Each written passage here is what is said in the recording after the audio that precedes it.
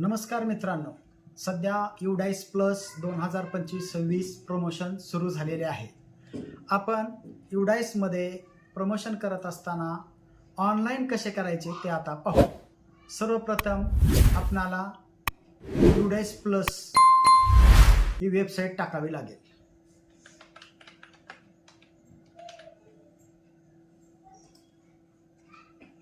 यामध्ये UDISE प्लसवर click केल्यानंतर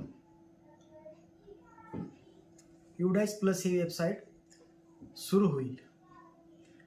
UDISE plus ही सुरू झाल्यानंतर या ठिकाणी log in for all module यावर क्लिक केल्यानंतर आपल्याला जी समोर खिडकी दिसते तिथं आपलं राज्य निवडायचं आहे, जसे की महाराष्ट्र.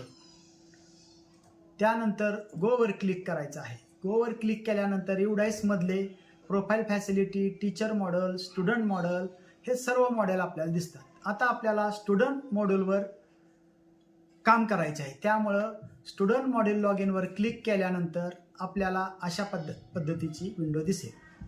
त्यामध्ये आपल्या शाळेचा युडाईस कोड आपल्याला इथं टाईप करायचा आहे. युडाईस कोड टाईप केल्यानंतर युडाईस कोडचा जो पासवर्ड असेल आपल्या शाळेचा तो पासवर्ड आपल्याला इथं टाकायचा आहे.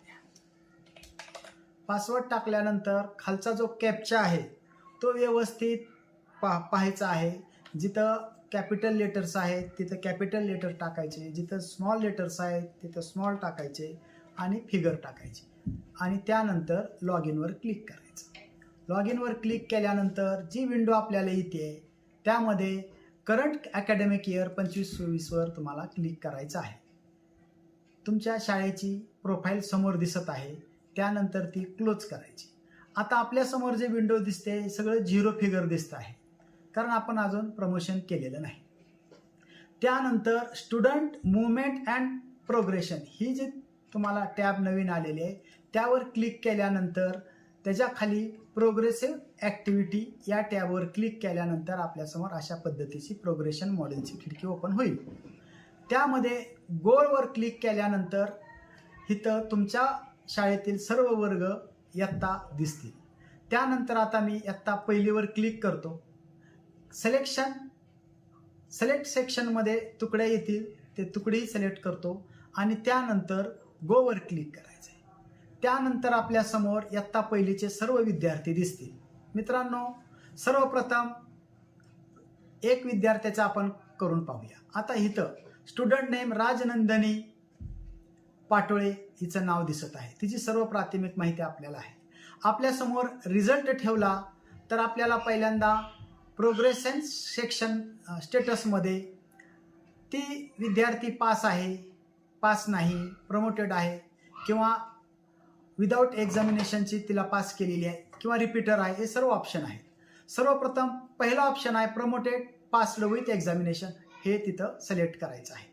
त्यानंतर जसे की तिला मार्क पर्सेंटेज, तिला आता 85% मार्क पडलेले आहे, तिथं 85 टाईप करायचं आहे. त्यानंतर वर्षभराची तिचे 215 दिवस भरलेले आहेत, तर 215 दिवस मी तर टाईप केलेले आहे. त्यानंतर स्कूल स्टेटसमध्ये ती पास होऊन त्याच शाळेमध्ये जर शिकणार असेल तर पहिला ऑप्शन आहे स्टडिंग सेम स्कूल, म्हणजे ती पास झाली आणि आत्ता दुसरीला त्याच शाळेमध्ये शिकणार आहे. जर ती विद्यार्थिनी पास होऊन दुसऱ्या शाळेमध्ये जाणार असेल तर खालचा ऑप्शन निवडायचा लेफ्ट स्कूल विथ TC किंवा विदाऊट TC, म्हणजे TC घेऊन गेलेली नाही पण ती दुसऱ्या शाळेत जाणार आहे. अशा पद्धतीने आता आपण ती विद्यार्थी त्याच शाळेत शिकणार असल्यामुळे स्टडिंग इन सेम स्कूल असे निवडूया. त्यानंतर एलिजिबल प्रॉम्प्ट क्लास सेक्शनमध्ये ती आता दुसरीला जाणार आहे, तर त्या पद्धतीमध्ये दुसरीला कोणत्या तुकडीत तिला आपल्याला टाकायचं आहे तर तुकडी येईल. तर आता दुसरी A ही तुकडी निवडलेली आहे. हे सर्व लिहून झाल्यानंतर टाईप करून झाल्यानंतर तुम्हाला इथं अपडेट बटन दिसेल. या अपडेट बटनवर क्लिक करायचं आहे. अपडेट बटनवर क्लिक केल्यावर सक्सेसफुली ही विंडो आपल्यासमोर येईल. त्यानंतर ओके म्हणायचे. ओके म्हणल्यानंतर इथं तुम्हाला डन दिसत असेल.